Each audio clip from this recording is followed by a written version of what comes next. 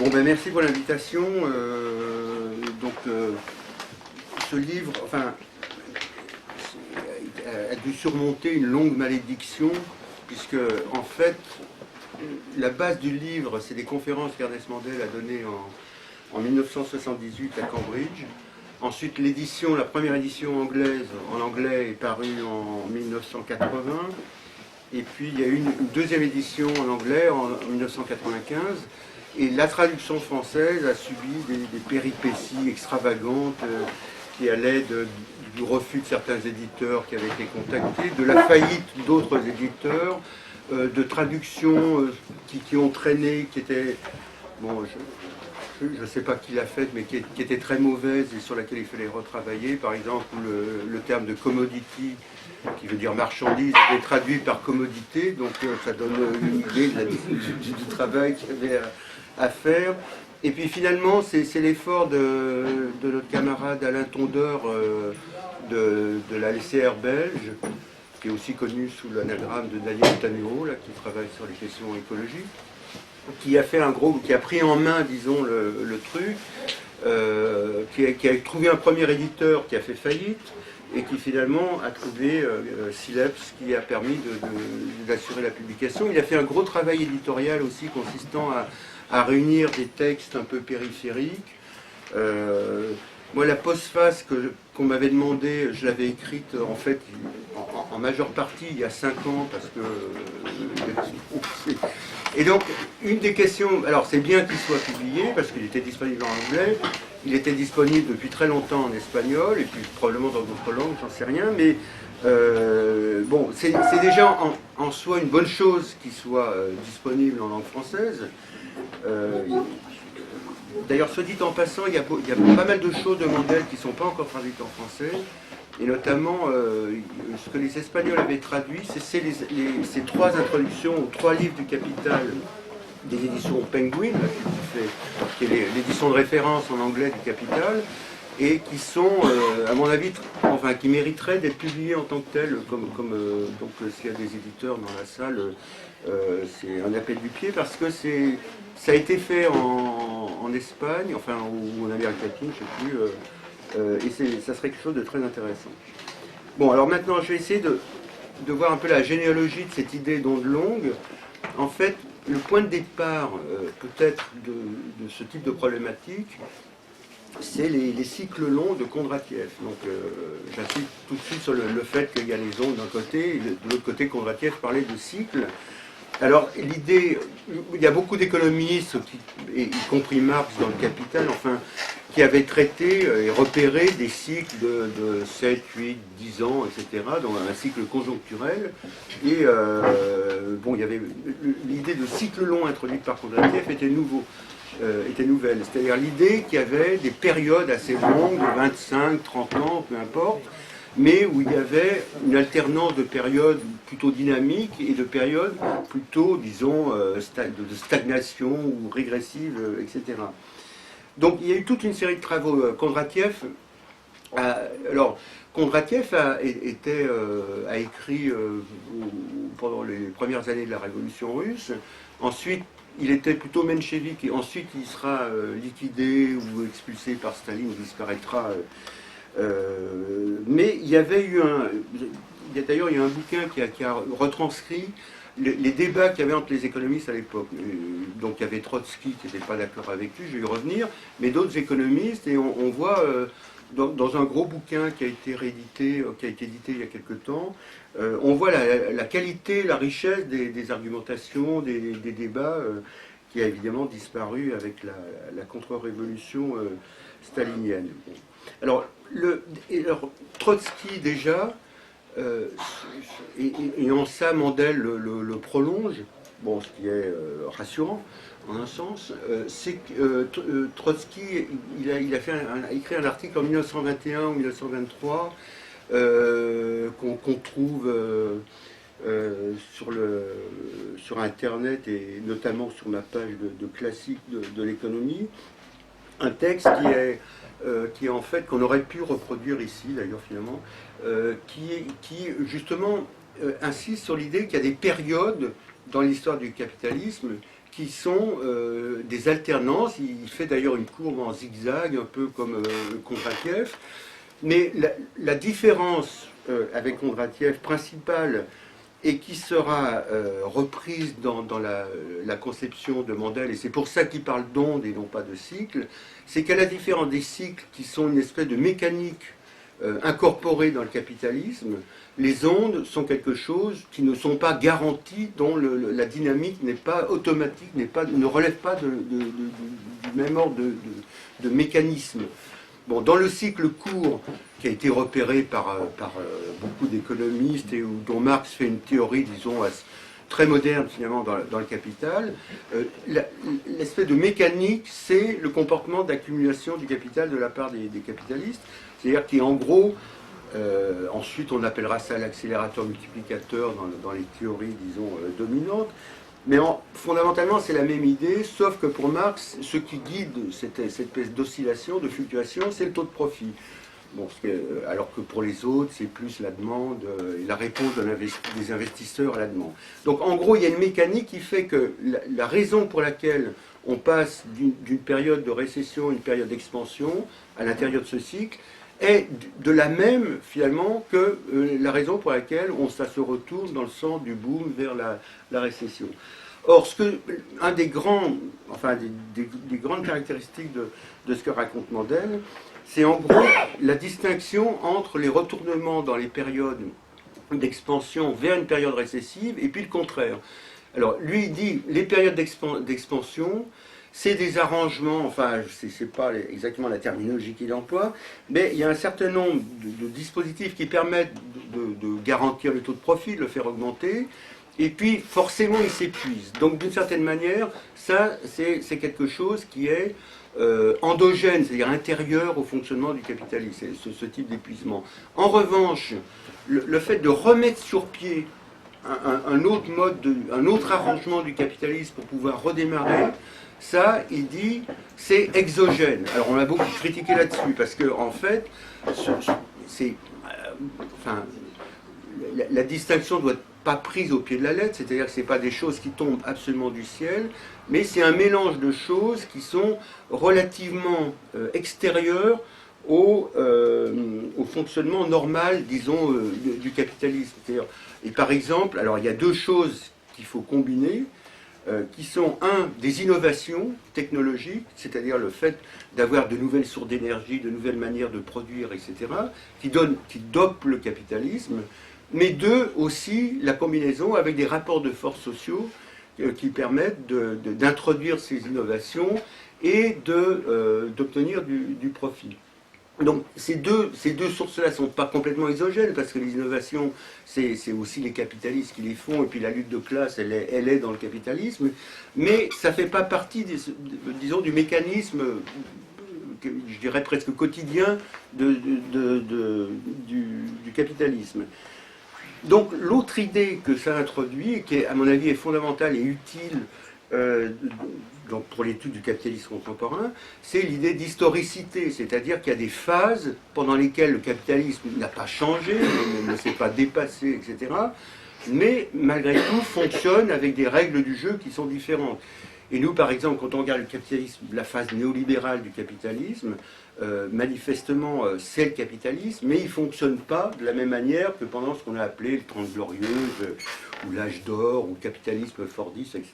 Bon, on pourrait revenir là-dessus, mais manifestement, ça serait, y compris les raisons pour lesquelles il est tombé en crise, le premier au milieu des années 70 et le second récemment, sont différentes, ne reposent pas forcément sur les mêmes phénomènes.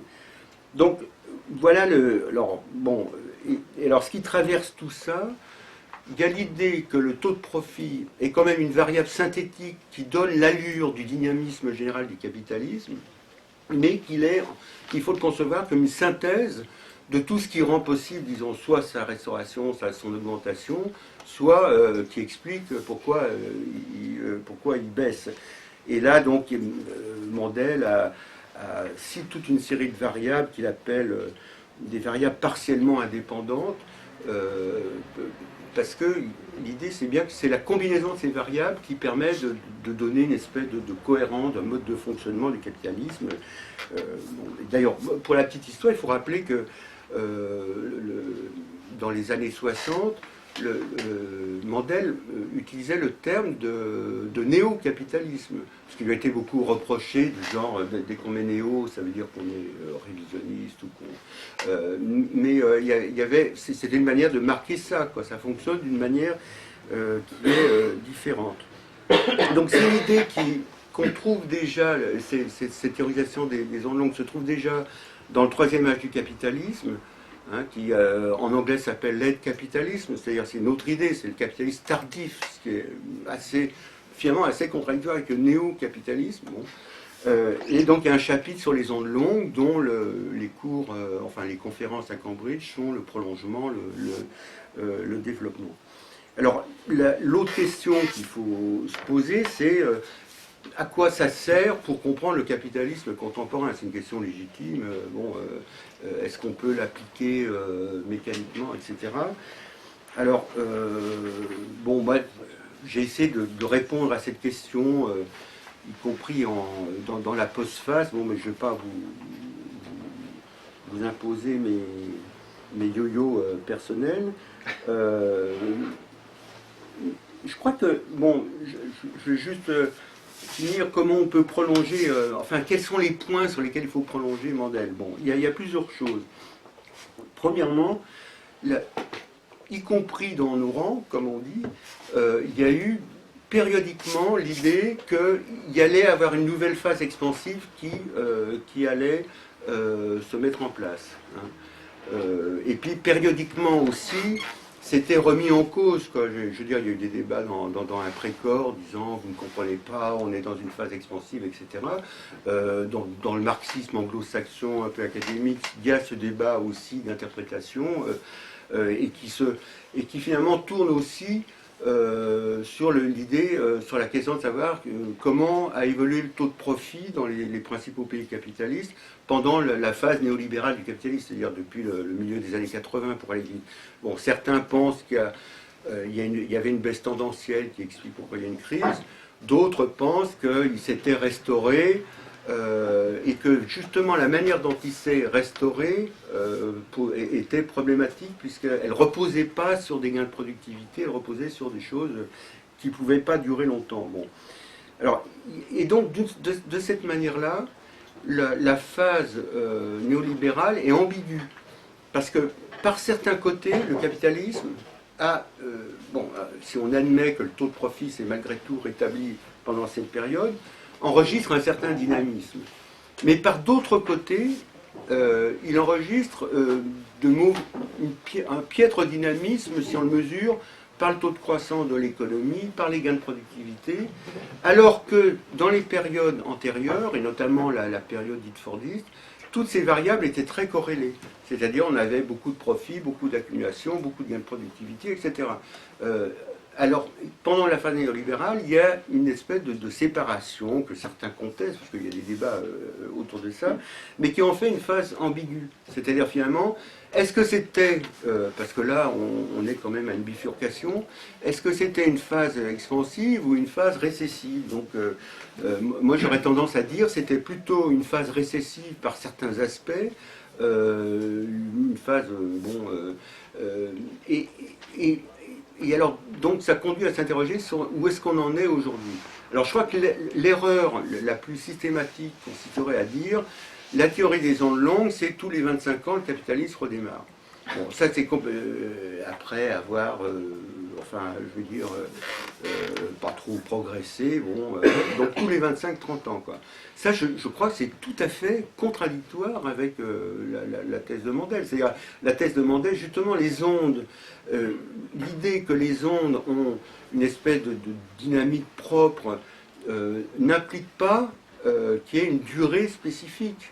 Alors que dans les fluctuations cycliques de l'économie, il y a une base matérielle à ça qui est en gros la durée de vie moyenne du capital. Et donc qui fondent parce que c'est mécanique, etc. Il y a une base, il y a des décalages, etc.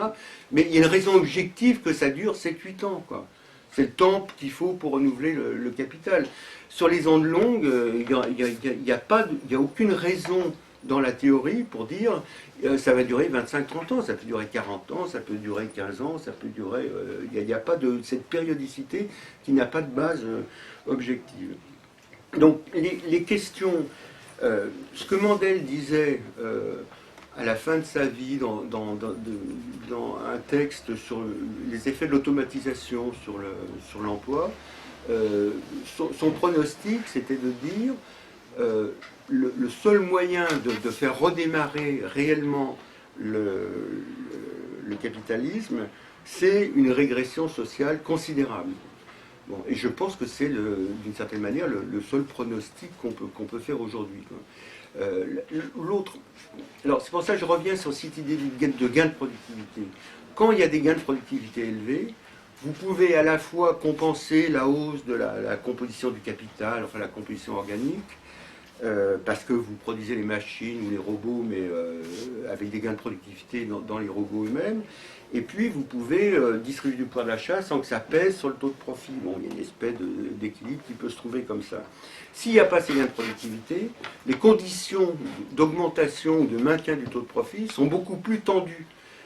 Et donc ça passe forcément, ce qui s'est passé pendant toute la phase néolibérale, par une baisse de la part des salaires, c'est-à-dire par une augmentation du taux d'exploitation. Il y a un truc qui est déséquilibré fondamentalement, et dont la vraie condition de viabilité n'est pas une condition économique, mais c'est une condition de soutenabilité sociale. C'est-à-dire, s'il n'y a pas de résistance à ce truc-là, ça peut jusqu'à un certain point fonctionner, mais de manière complètement, antisociale, par nature. Je crois que ce qu'il faut bien comprendre, c'est que dans le capitalisme néolibéral, comme on distribue plus de salaire, ou beaucoup moins en proportion, disons, en part relative dans l'économie, il faut distribuer d'autres types de revenus pour pouvoir vendre les marchandises que les salariés eux-mêmes ont produits. Et donc c'est fondamentalement, par nature, fondé sur les inégalités. Les inégalités sont nécessaires pour assurer, disons, ces débouchés. Ce qui ne veut pas dire que ce n'est pas du tout une théorie sous-consommationniste, c'est juste la logique, disons, qui est dans la logique de Mandel, mais qui est aussi dans les schémas de répartition de Marx, les schémas de reproduction de Marx, c'est-à-dire, lapsus, c'est-à-dire l'idée que, vous produisez avec du profit, mais il faut qu'il y ait des conditions de déboucher, de vendre des marchandises. C'est un débat qui a parcouru le marxisme. Mais poser cette question, c'est pas dire la crise, c'est parce que les salaires sont trop faibles. Il y a un problème si les salaires n'assurent pas les débouchés aux marchandises produites par les salariés.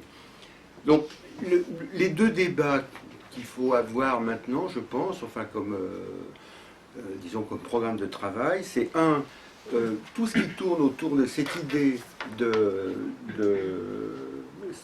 ce que les économistes américains appellent, les Français aussi, appellent stagnation séculaire, c'est-à-dire l'idée qu'on serait entré dans une phase longue où il y aurait peu de gains de productivité, peu de croissance, etc. Et avec l'idée que, donc c'est un débat qu'il y a chez les économistes, mais l'idée qu'effectivement les gains de productivité que le capitalisme est capable de mobiliser sous forme marchande sont réduits. Bon. Et le deuxième volet de cette question, c'est est-ce que les pays émergents prennent le relais?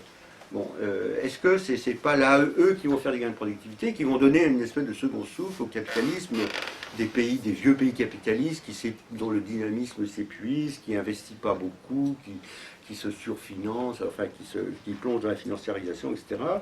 Est-ce que cette espèce les pays émergents et les capitaux qui vont s'investir dans les pays émergents, est-ce que c'est pas ça qui va permettre de redonner un second souffle au capitalisme? Bon, à mon avis, c'est ces deux questions qui en sont finalement qu'une, qui sont les questions importantes sur la dynamique du capitalisme. Et enfin, alors là peut-être, j'en parle pas assez, c'est vrai que, dans le bouquin de Mandel, et puis ça correspond au type de débat qu'on avait à l'époque, la question environnementale, écologique est absolument pas posée.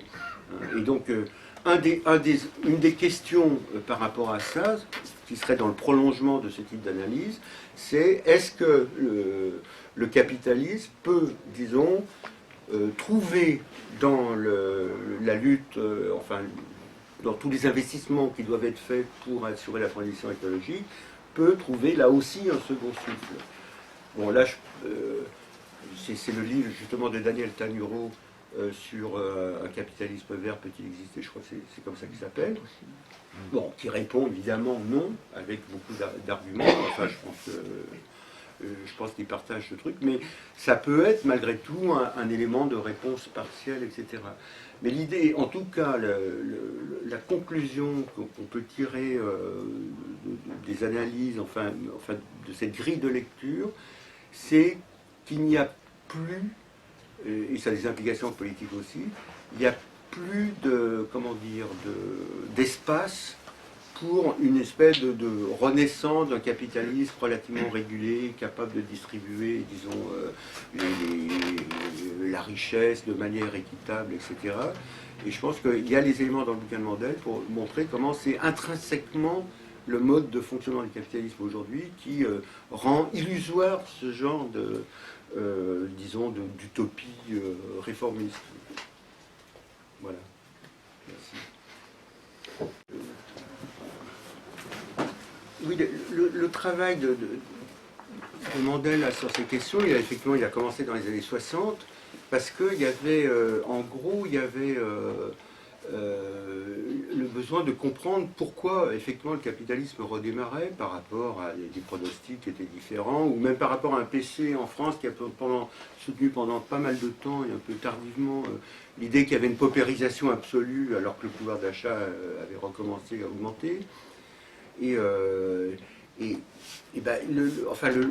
La première, disons, publication là-dessus, c'est un article dans les Temps modernes en 1964, qui s'appelait L'avenir du néo-capitalisme, etc., qui était assez qui était assez génial, enfin, dans le genre prémonitoire, parce qu'il montrait à la fois les conditions qui permettaient ce redémarrage, et en même temps, d'une certaine manière, prévoyait que ça ne pouvait pas durer, quoi. Et c'est vraiment... on doit pouvoir le retrouver aussi pour ceux qui... bon, effectivement, bon, c'est un marxisme vivant, il y a des choses qui se passent, on essaie de les comprendre, et au lieu de plaquer des dogmes là-dessus, quoi. Alors ensuite, sur les autres questions, alors je vais commencer par les... bon, je vais être dogmatique, là, pour une fois. Alors, je dirais, toute personne qui pense qu'on peut faire de la plus-value dans la finance n'est pas un marxiste. Bon. C'est-à-dire que le seul moyen de créer de la plus-value, c'est d'exploiter des travailleurs quelque part dans le monde. Ensuite, la finance, c'est un moyen de capter cette plus-value. Bon. Et le capital fictif, il faut lire le livre de Cédric Durand qui est très bien fichu, mais le capital fictif, à mon sens, il doit se définir comme un droit virtuel de ponction de cette plus-value. Quand vous avez une action, elle vous donne le droit d'avoir des dividendes, de recevoir des dividendes ou des plus-values sur ces actions, mais comment dire, si le cours s'effondre, ce droit, bon, d'une certaine manière, dans la sortie de crise, comment dire, un des motifs principaux des politiques, c'était de préserver ces droits de tirage qui avaient été, d'une certaine manière, fichus en l'air par l'effondrement de la crise, y compris de les valider par le fait qu'on transfère une partie des dettes aux dettes publiques et permet de valider ces dettes privées. Bon. Alors, moi, je serais moins sévère, surtout parce que Jacques est dans la salle, contre la comptabilité. Bon, effectivement, la comptabilité privée, ça peut être truqué, mais sur ce qu'on utilise comme instrument, et ce que tu disais, Mandel aussi, c'est la comptabilité nationale. Et là, par exemple, dans la quantité nationale, enfin, il y a un truc qui est assez marrant, puisque ça s'appelle, le profit s'appelle l'excédent brut d'exploitation. Donc, ça dit clairement, c'est de l'exploitation et c'est brutal, bon, et ça crée un excédent. Donc, ça, c'est à peu près, je veux dire, il n'y a pas trop d'ambiguïté sur ces questions. Enfin, alors, les débats entre les marxistes, ne portent. Bon, alors, pour faire ne porte pas tellement sur l'idée que tout le monde partage, qu'aujourd'hui le but du capitalisme après la crise, c'est de rétablir le taux de profit, mais porte plus sur la responsabilité, la dynamique du taux de profit, et sa responsabilité dans le déclenchement de la crise. C'est plus un débat rétrospectif maintenant. Donc, en plus, alors justement, il y a un débat statistique, comment on mesure le profit, et surtout comment on mesure le capital, quoi, sur lequel, par rapport auquel on compare le profit. Mais alors, il y a un vrai problème comptable, et ça rejoint pas mal de questions, et notamment sur la dynamique des pays émergents. Le vrai problème comptable, c'est qu'on ne sait plus ce qu'est une nation au sens comptabilité nationale. C'est-à-dire qu'aujourd'hui, le capitalisme, c'est ce que j'ai essayé de rajouter un peu dans la postface.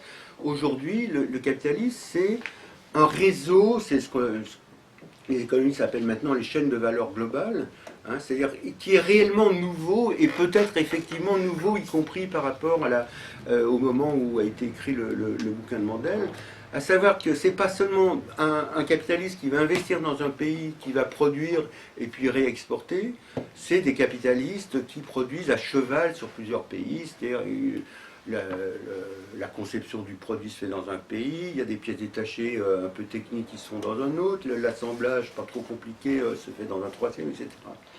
Et c'est ce problème comptable-là. C'est par exemple, le déficit commercial n'a pas vraiment de sens d'un pays, parce que ça dépend où sont positionnés.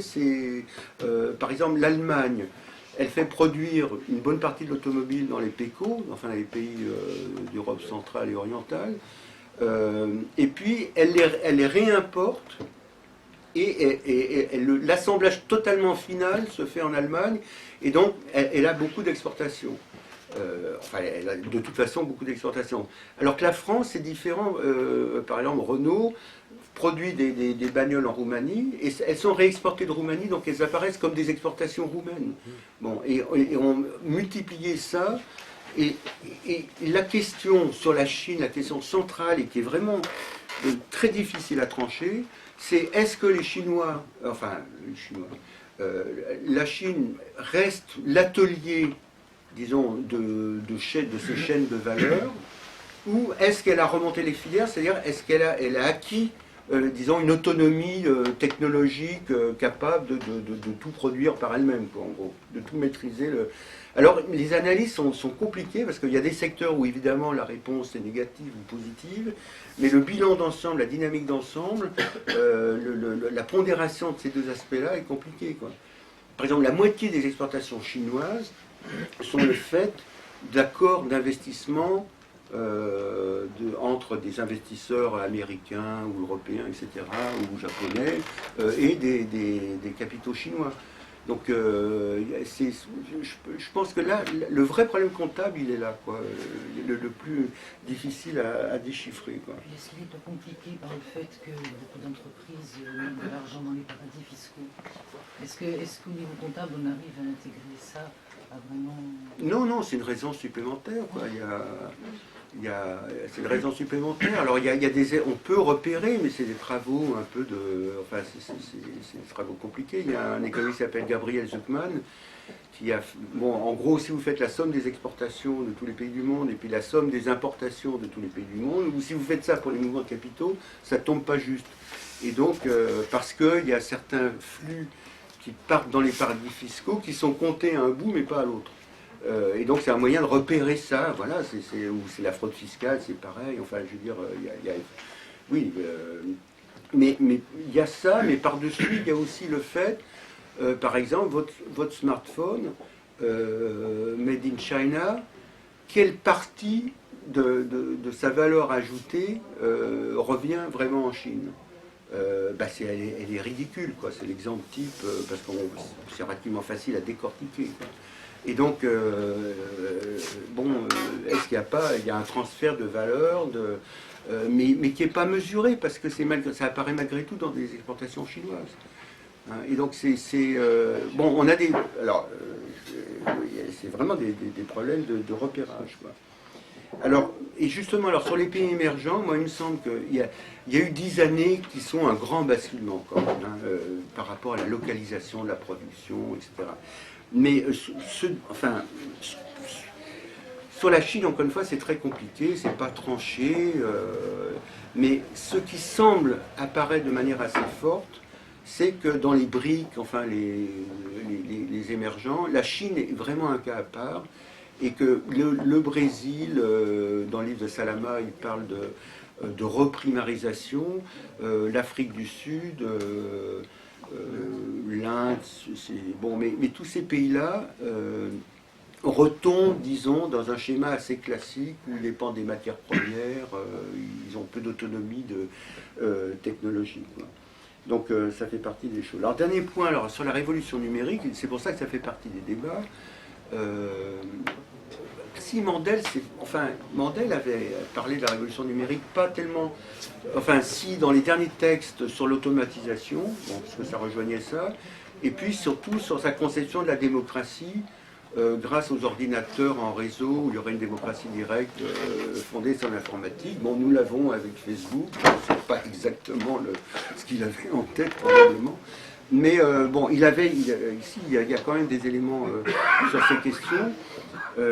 Mais le problème, c'est, bon, effectivement, tu l'as dit toi-même, c'est que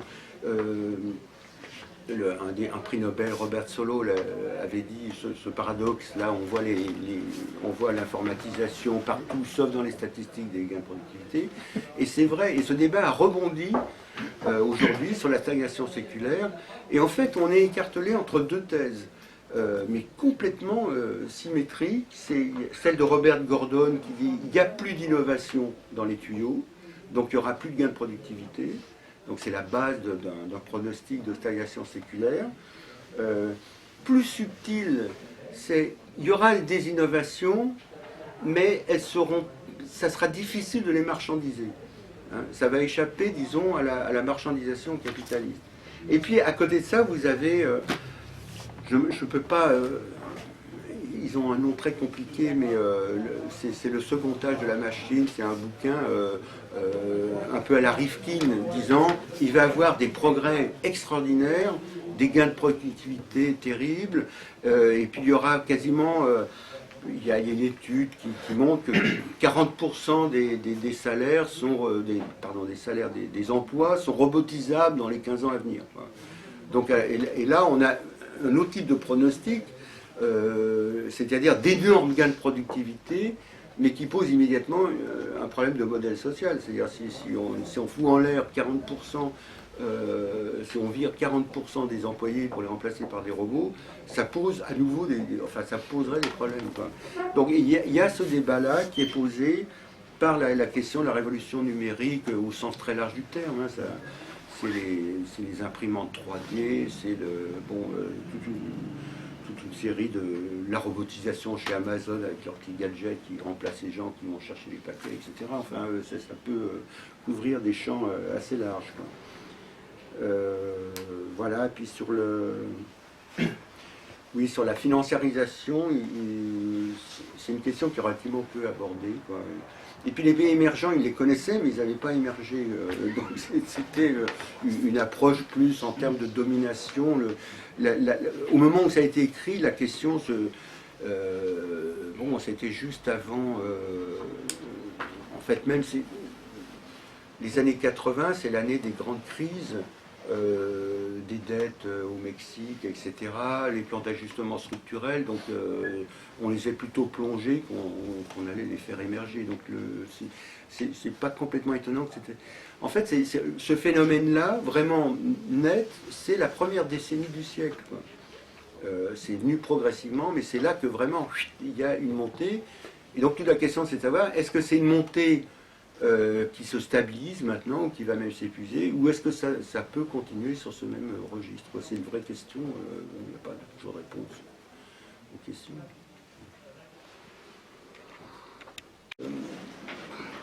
Il y a peut-être quelque chose qui est nouveau dans l'analyse qu'on fait, là je vais me répéter, mais c'est l'idée effectivement d'une économie mondiale vraiment intégrée, où il n'y a plus de pays non capitalistes, ou quasiment plus. et puis où il y a ces chaînes de valeur qui forment un entrelacement de toutes les économies. Et ça nécessite effectivement d'avoir une vision moins, disons, centrée sur les pays du Nord pour aller vite. Parce que d'une certaine manière, ça ne veut pas dire que Mandel, par exemple, ou les marxistes en général, oubliaient qu'il y avait des pays du Sud, mais que ça pouvait rentrer dans une grille où, alors je vais peut-être un peu exagérer, mais où d'une certaine manière, ils étaient l'envers des politiques qui étaient menées au Nord, parce qu'ils étaient dominés de manière, on leur piquait du surplus, etc. Et donc d'une certaine manière, ils étaient le reflet des politiques menées au Nord. Et donc on pouvait d'une certaine manière, mais enfin je veux dire de toute manière, il y avait la prise en compte. Mandel par exemple, il y avait cette idée des trois secteurs de la révolution mondiale, enfin, je veux dire, il y a toujours une volonté d'avoir une vue articulant ces différents éléments. Mais aujourd'hui c'est plus difficile parce que, notamment dans le cas de la Chine, est-ce qu'on peut dire que la Chine est un pays dominé, un pays semi-colonial, etc. Est-ce que ça, c'est encore comme ça qu'on peut analyser? Non, je ne pense pas. Donc il y a effectivement voilà, un chantier tout à fait important là. Sur les différences de conjoncture, effectivement, dans la définition de l'ordre productif à la Docquès-Rosier, mais c'est aussi dans Mandel avec d'autres termes, il faut une espèce d'organisation de l'économie mondiale qui ne soit pas complètement chaotique. Bon, et donc il y a un impérialisme dominant, enfin bon, qui régule un peu tout ça. Aujourd'hui, effectivement, on a une organisation de l'économie mondiale qui est, extrêmement, je veux dire, instable. Bon, et donc ce qui explique aussi les différences de performance des différentes zones, parce que les politiques sont différentes, etc. Cela dit, il y a quand même là, Mandel avait aussi travaillé sur la question de la construction européenne, mais la déconnexion, elle est entre... Il y a des déconnexions, il y a des pays qui connaissent des... Bon, avec le choc du pétrole, ça avait créé aussi des différenciations entre les pays producteurs et les pays consommateurs, etc. Mais quand même, l'euro, la zone euro est une espèce d'exception très particulière qui tient, une espèce de crise particulière des politiques qui sont menées. Enfin, je veux dire, là aussi, il y a des différenciations entre comme il n'y a pas un capitalisme, il n'y a pas non plus une politique capitaliste qui régenterait tout, etc. Et ce qui est compliqué à analyser, c'est qu'à la fois,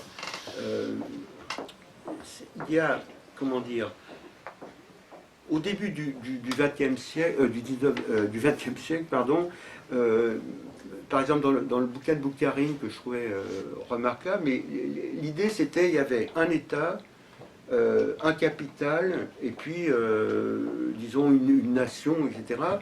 Et puis on se fout sur la gueule pour conquérir le reste du monde. Aujourd'hui c'est complètement différent. C'est-à-dire que les États au sens des gouvernements, ils sont écartelés entre deux trucs. Ils doivent gérer leur pays, parce que ça a encore un sens, etc. Mais ils participent, disons, à la mise en place d'un monde compatible, enfin, qui va avec les intérêts des groupes multinationaux. Et c'est les groupes multinationaux qui se font la guerre entre eux, en fait. Bon, il y a les guerres, mais je veux dire, il y a voilà. Et puis, ensuite, ils vont participer à cette guerre en cherchant à être plus compétitifs. C'est cette espèce de discours sans fin où il faut être plus compétitif, attractif. Et donc c'est en gros, il y a un lien qui n'est pas direct entre... les États soutiennent leur propre grand groupe, mais c'est beaucoup plus compliqué que ça parce qu'ils créent des conditions de compétitivité et ils organisent le monde, je veux dire, pour le bon fonctionnement des grands groupes, quoi. Quand on décortique le projet de TAFTA, là, de traité transatlantique, on voit bien que l'idée c'est de faire table rase des régulations sociales, des droits sociaux, pour que ça soit la liberté totale des capitalistes, avec des ajustements, des contradictions, parce que dans certains secteurs, les groupes américains sont plus demandeurs, et dans d'autres, c'est les groupes européens, etc. Mais c'est vraiment ça, et c'est des États qui mènent ces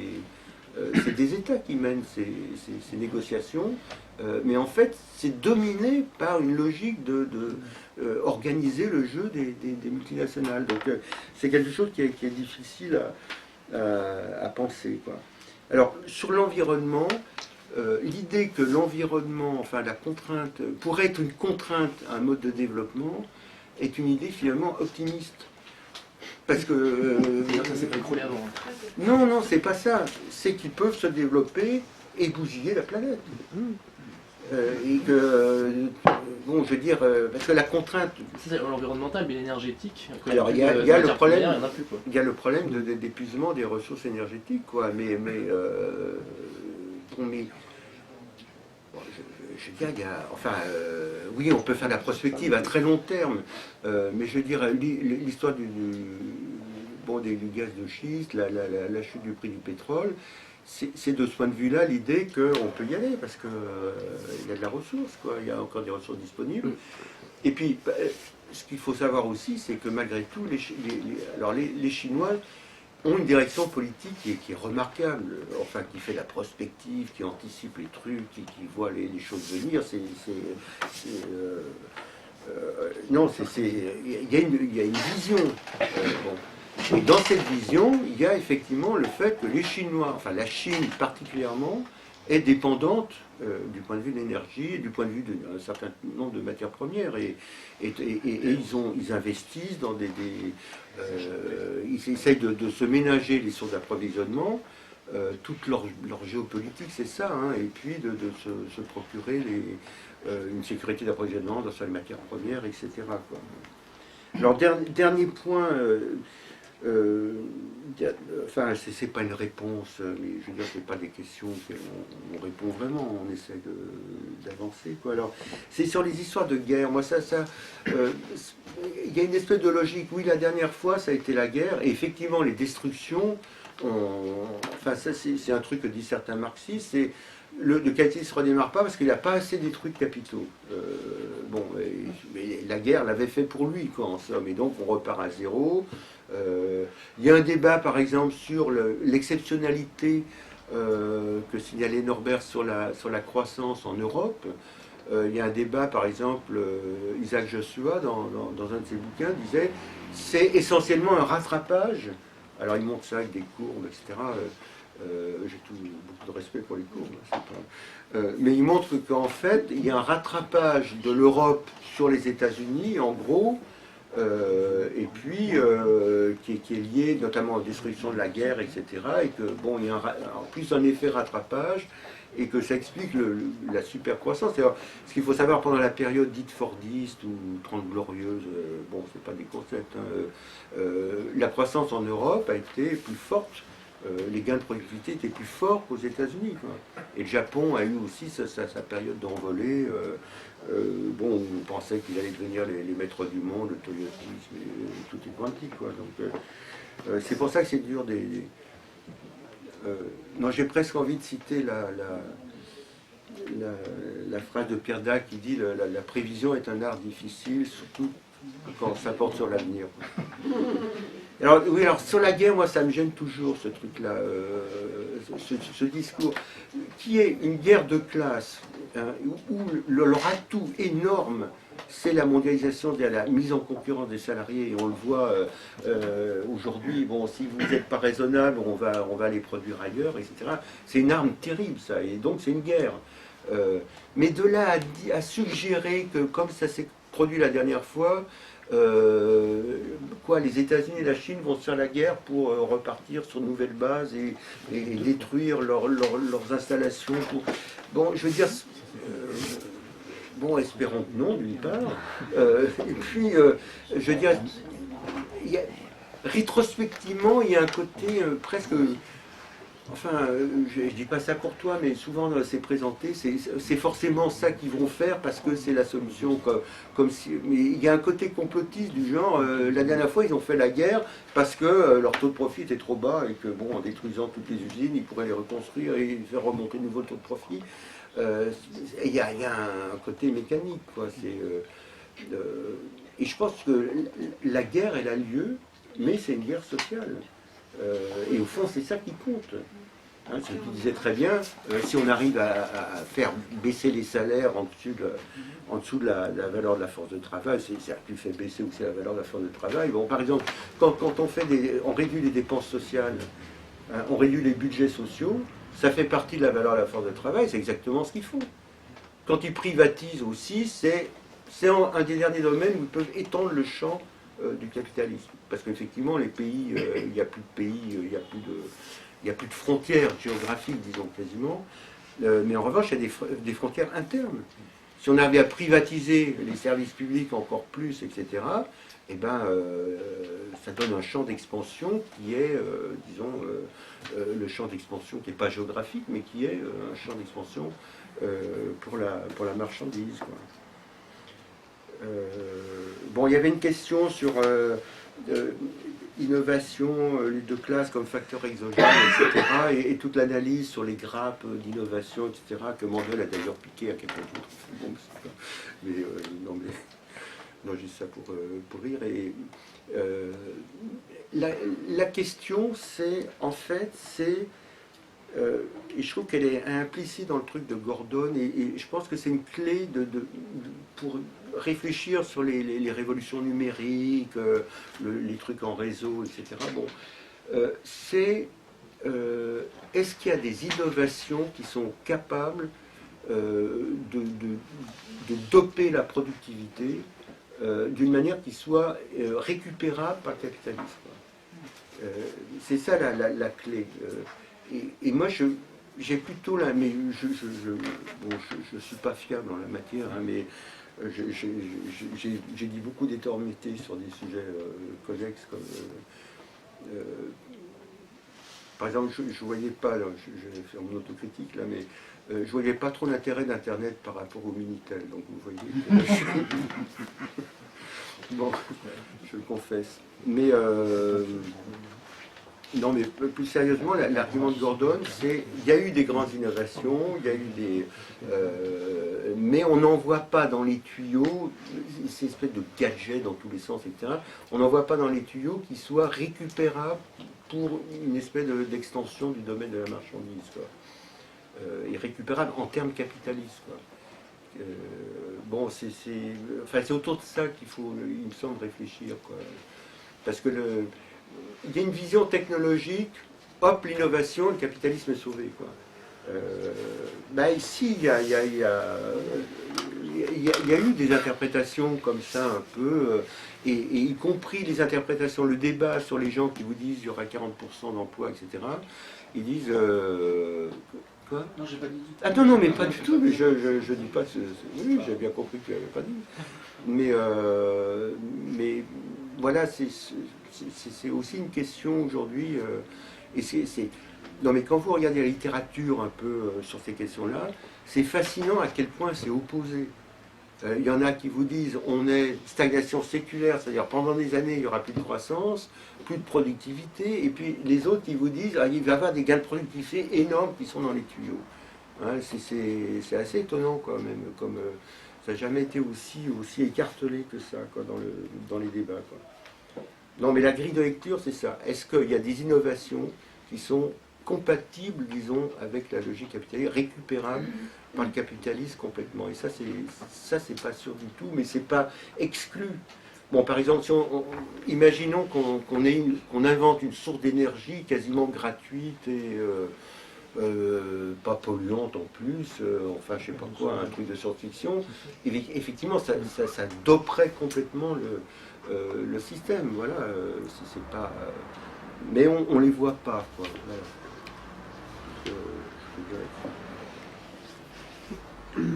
Je ne serais pas trop d'accord pour dire que le chômage était démographique, enfin ça jouait, mais quand même il y a eu la récession au milieu des années 70, on a viré les moins qualifiés, etc.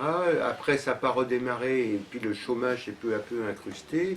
Et sur la base de chômage, enfin l'armée de réserve, on a commencé à bloquer les salaires dans les années 80 en France, et puis à multiplier la précarité, les petits emplois, etc. Donc, mais la démographie, faut relativiser, C'est quoi. une composante, une composante. Une composante, oui, oui, oui, tout à fait. Mais bon.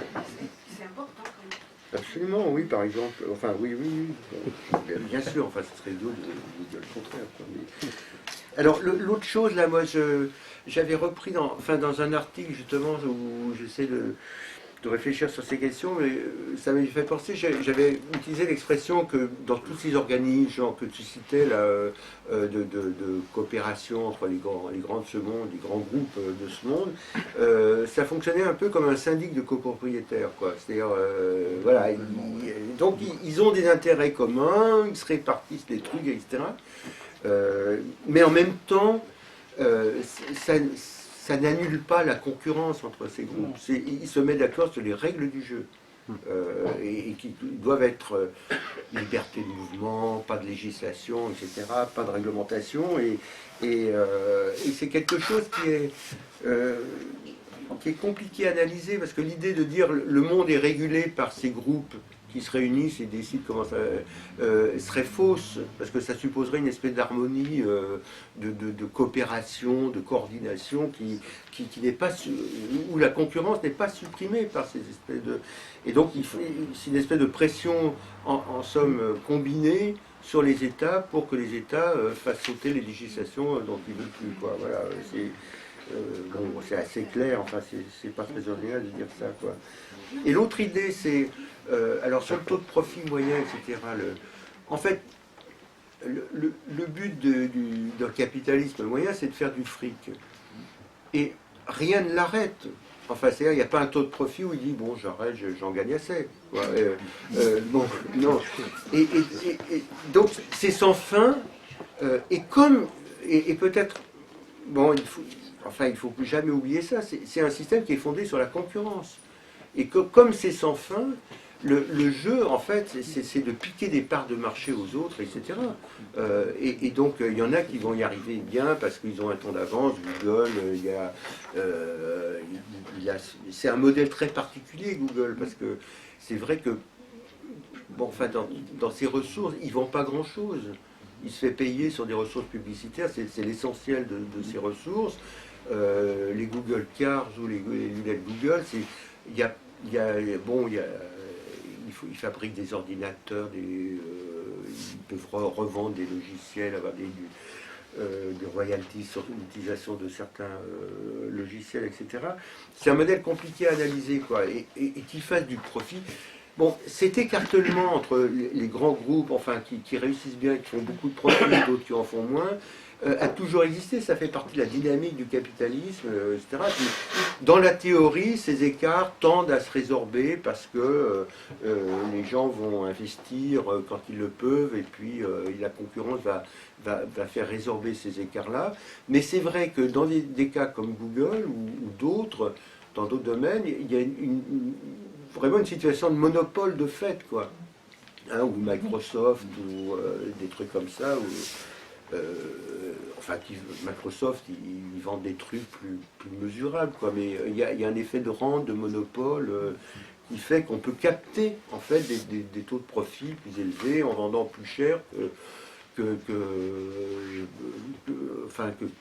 disons que la valeur réelle de ce qu'on produit, quoi. Et donc, il y a ce... Et alors en plus, par exemple, bon, il y a malgré tout des différences entre les zones, quoi. C'est-à-dire, par exemple, à l'intérieur de l'Europe, en ce moment, ce qui est en train de se passer, avec les politiques d'austérité brutales dans les pays du Sud, le taux de profit est en train de se rétablir. En tout cas, la part du profit dans le revenu national, quoi, est en train de se rétablir dans les pays du Sud, alors qu'il se rétablit beaucoup plus difficilement dans les pays dits du Nord, quoi. En France, il n'a pas remonté. Et donc, la logique, c'est... Alors, la logique constante des politiques, disons, capitalistes, c'est de favoriser la remontée du taux de profit, et puis après, d'assurer le fait que, malgré tout, il y a d'autres questions à résoudre que le taux que faire du profit. Il faut, encore une fois, il faut pouvoir vendre, etc., avoir des débouchés. Et donc tous les moyens sont bons. Enfin, c'est pas seulement baisser le salaire, c'est baisser le salaire, disons, socialisé, c'est déréglementer pour éliminer tout.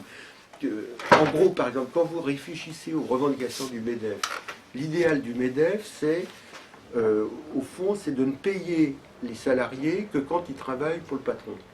Hein, c'est-à-dire, et donc de virer tout le reste, quoi, enfin, dans l'idéal. C'est pour ça qu'ils n'aiment pas les 35 heures, parce que leur rêve, c'est pas de durée du travail.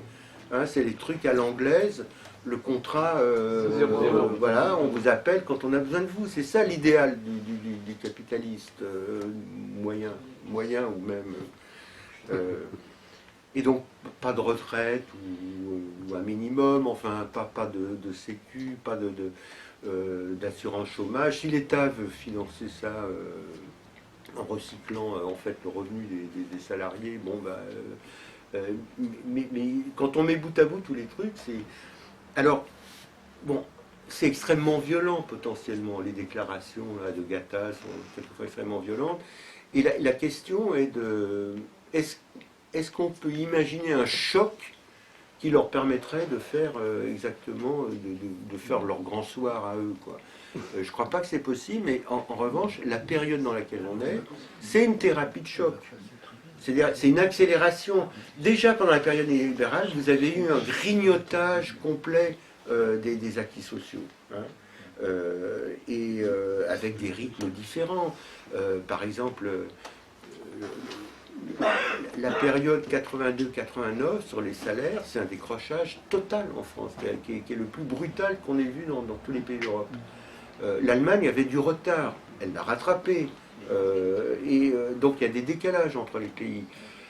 Mais c'est plutôt, enfin, sur longue période, c'est plutôt de l'ordre du grignotage. Ils n'arrivent pas à réduire les budgets sociaux autant qu'ils le rêveraient, etc. Donc la question, il y a une accélération, et d'une certaine manière, comme au judo, il y a la crise, ils rebondissent sur la crise pour faire une thérapie de choc, et en plus coordonnée au niveau européen. Bon. Alors, après, honnêtement, on ne sait pas s'il y a un seuil au-delà duquel on peut considérer qu'ils ont définitivement gagné, qu'ils peuvent faire ce qu'ils veulent, quoi. Bon, après, c'est l'histoire réelle. Enfin, bon, là, il vaut mieux faire taire les. À la limite, il faudrait presque mieux faire taire les théoriciens et particulièrement les économistes sur ces questions-là. C'est des choses qu'ils ne maîtrisent pas. Il y a des luttes sociales, les gens s'emparent. Bon, il y a la situation en Espagne ou en Grèce qui est tout à fait différente de celle dans laquelle on est enfoncé en France. Bon, je veux dire, là, il faut être modeste, quoi. Mais si la question c'est est-ce qu'ils ont franchi un seuil définitif au-delà duquel ça y est, ils vont redémarrer, je crois que la réponse est effectivement non. Et que bon, les enjeux c'est justement qu'ils n'y arrivent pas et c'est une raison d'espérer dans la résistance sociale. C'est l'idée de réduction du temps de travail généralisé qui est quand même un axe très fort, qui est une forme de partage, hein, c'est-à-dire partager l'emploi pour que tout le monde ait accès à un statut décent. Et c'est quelque chose sur lequel, enfin, qui est vraiment un truc qu'on trouve chez Marx d'ailleurs, c'est l'idée que au bout d'un moment, le calcul marchand n'a plus de sens. Et puis, il faut répartir, disons, les gains de productivité qui ont été accumulés de manière à ce que tout le monde trouve une place décente dans la société.